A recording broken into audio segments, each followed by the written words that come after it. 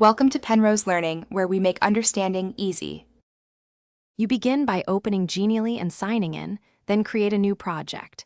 Choose a template to save time or pick a blank canvas if you want full control. Once done, set the slide size to 16:9, pick a coherent color palette, and import your logo or assets. These first steps fix the structure and visual rules, so make sure to decide typography now.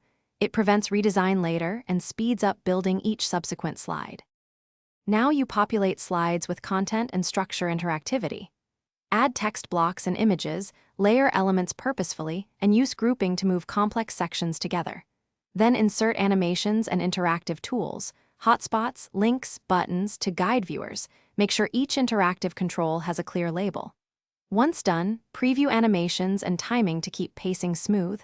Adjust easing and delays for clarity. If you duplicate slides, you maintain consistent layout and save time on repetitive edits. Finish by previewing the entire Genially presentation and testing all interactions thoroughly. Export using the appropriate option, HTML for web embedding, PDF for offline distribution, or share a link with view or edit permissions.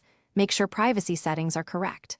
Once exported, double-check media playback and embedded links. If elements break, clear your browser cache, confirm uploaded file links, and test in a different browser. These steps usually resolve loading or permission problems quickly.